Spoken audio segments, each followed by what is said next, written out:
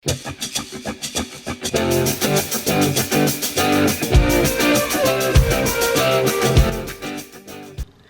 up guys, my name's Jen, welcome back to my channel, or welcome if you're new. I've got a project that I've been working on for quite a while today, and I'll show you why in a second. We're gonna make a tote bag that is in the shape of a giant button. I want to be able to use this for like craft store trips, and I thought it would be really cute. So I've got the first half done, so I'll show you what it's gonna look like and then how I got there. Okay, so this is about the size that it's gonna be. I haven't attached these buttons yet. I don't have enough of these, so I'm gonna have to hit the craft store. I might look for a slightly bigger ones, but this is what the sides of our finished bag are gonna look like. I've been working on this project for way longer because at first I was trying to make this work. I was gonna try to have the buttonholes be actual holes that I sewed fabric onto, but I couldn't figure out like how to fill this space in and make it look nice, and it was just kind of becoming a pain in the ass. So if you have ideas of how to make this work, please let me know. But we're going the much easier route and just doing a big circle. I am using this 3mm, I believe, cord that is really thick. I thought this would be really nice for a tote bag because it doesn't stretch the way yarn does. I will put a link. I just got this from Amazon. I'll put a link to this.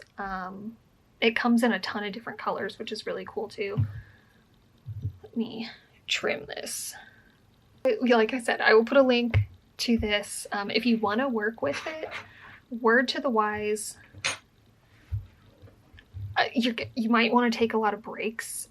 Working with this stuff is really difficult because it's so stiff. I have to keep reminding myself to like keep things kind of loose. I also recommend just like taking a break. Like if I'm watching videos while I work, I'll like do one video on, one video off, or like read a book and like read a few pages and then work on this for a while, and then read some more and work on this for a while. So this is 3mm cord. I'm also using a J or a 6mm hook for this.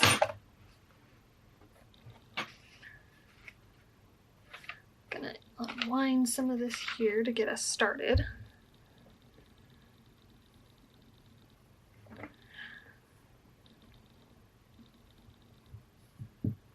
You're gonna start this the same way you would for like a beanie or just anything that you're gonna make into a circle. We're just getting really big with it. So this tail is actually kind of short.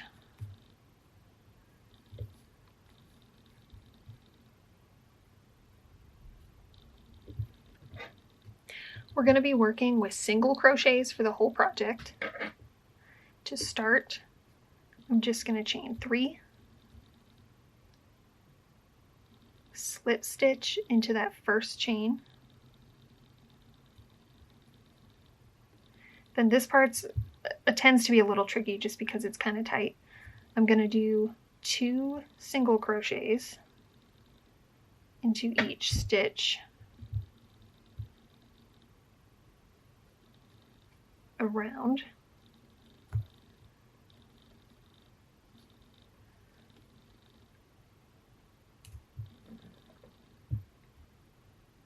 If you want to mark where you've started to kind of keep track of the spirals as rows, you can. I don't usually do that.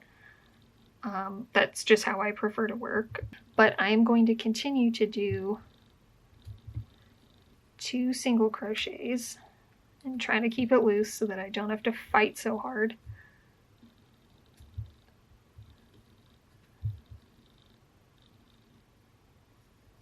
In each for about 3 rows.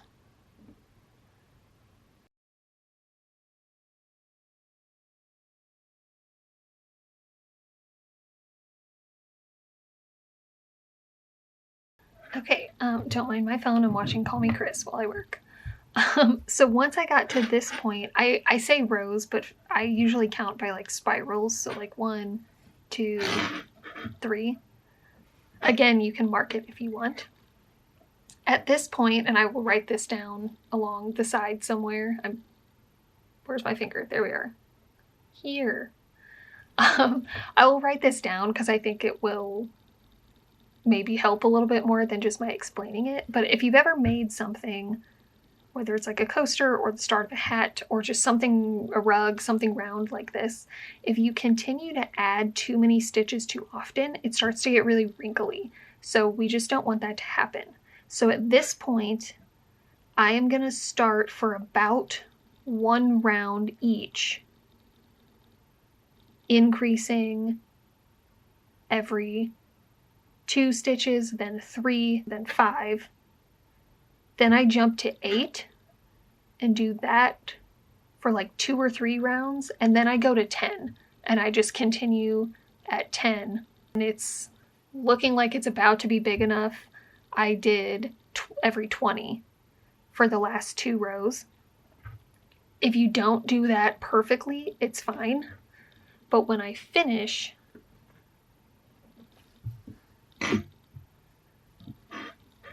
this is, I think, about 89 or 90 stitches around. And it's 15 rows from the center outward. So the number that you're increasing or per stitch per row isn't the most important, but if you want it to be this size, 15 rows in any direction and about 90 stitches around. Okay, so now that I've got both sides of my bags finished, it's time to work on doing the sides. Now you have a couple of options.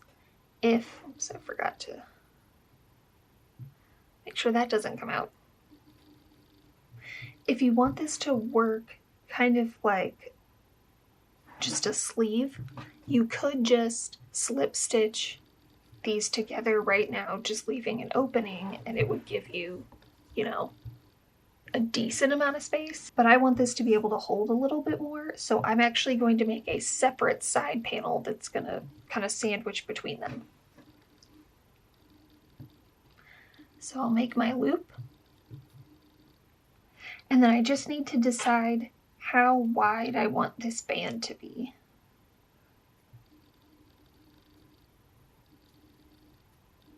I don't want to make it too wide because I don't want this to be like boxy. I still want it to be able to kind of smash flat and store nicely. So I decided to go with 5 chains, and then I'm going to chain 1 more to be my turning chain. And I will do 5 single crochets.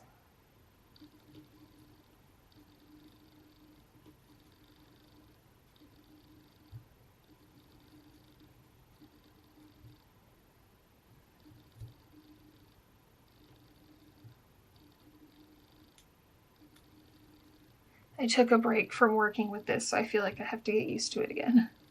Chain 1 and turn.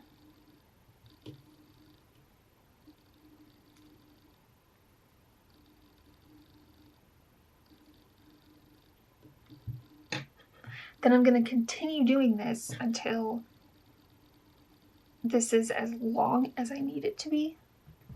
What's great about using single crochet is it works like 1-to-1. So because my front and back panels are 90 stitches around, if I wanted to bring this all the way around, I would make these 90 rows long. I am going to leave an opening at the top, and I'm not sure how many rows I want to do yet, so I'll let you know when I get there. Okay, so I've got my band all complete. Now it is time to add it to one of the sides.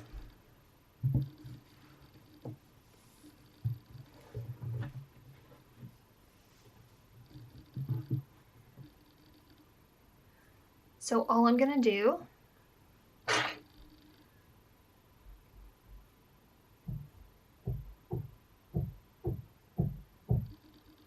I'm sorry, the neighbors are like hammering something next door. I'm just gonna pick a spot somewhere on the circle. I did do a couple of slip stitch chains to try to even this edge out a little bit. I would make this like not where you start, because if then that way you can just like attach right around it and weave this end in and it won't be as noticeable.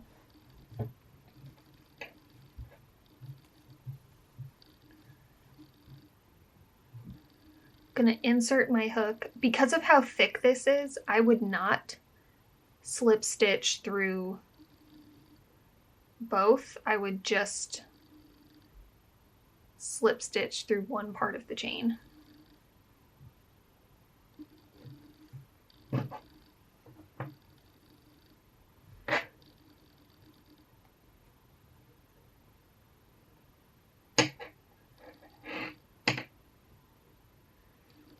Then just making sure I'm doing one chain per row. I'm just going to slip stitch down the side of this band.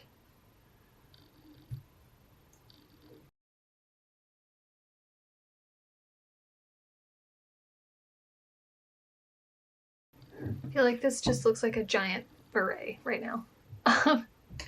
Okay, so I got, they literally haven't been hammering for the entire time that I just did this with the camera off, and they just started as soon as I turned it on again. Okay, well anyway, I got this first side attached. I ended up doing 70 rows. I don't know if I said that. Before I add the other one on, I want to do the buttons because I think it'll be easier to sew them on while the pieces are still separated. You could do that first, but I just thought that it would be easier, like logistically, to, if the buttons were already on, to like have to worry about like which end is up in the bag. So now that this is done, I can just place the buttons. These are the ones I ended up getting. They're like they have like a kind of weird coating on them, but they're black with this sort of like fading in the middle, which is fine.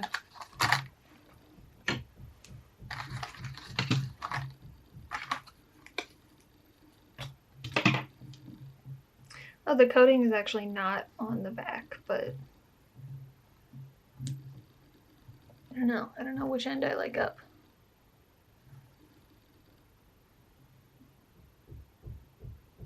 I think I like the way they're supposed to be. Okay.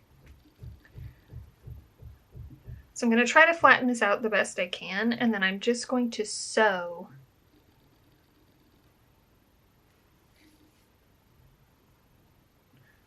spread them apart a little bit more.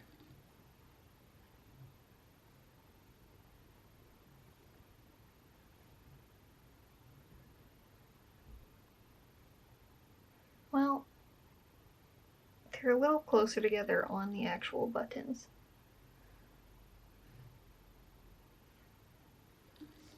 Kind of like that, I think. So I'm just going to hand stitch these on needle and thread on both sides, and then I will slip stitch the other side of this to the other part of the bag.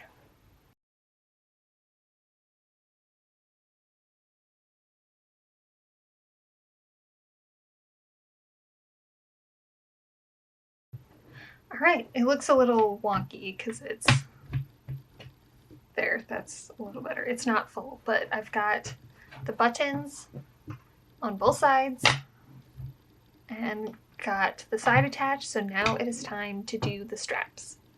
Okay, so you can see I've already done one strap on this side. I'm sort of just ignoring the ends for now, and I'm gonna weave all of those in later. You can make these straps as long or as short as you like. I'm going to go ahead and slip stitch my loop through my loop to join. Maybe I am. Then I'm going to chain 60.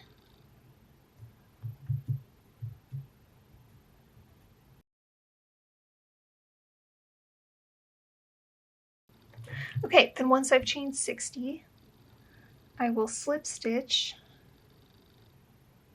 to the other side of the bag.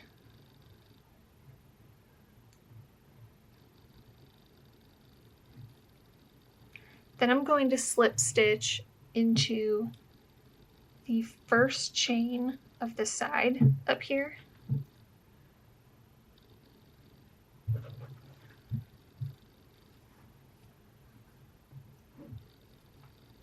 Then single crochet down the chain that I just made.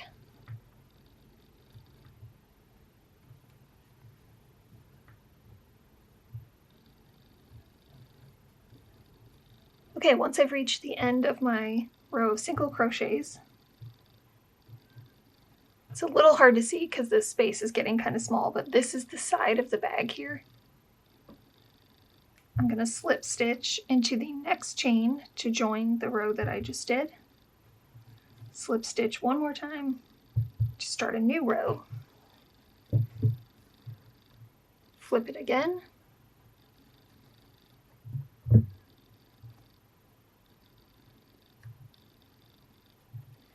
Single crochet back down the other side.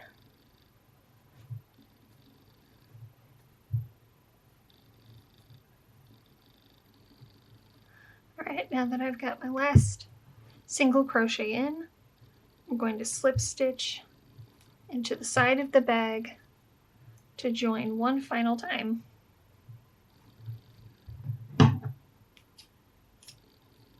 Oh, left that a little short.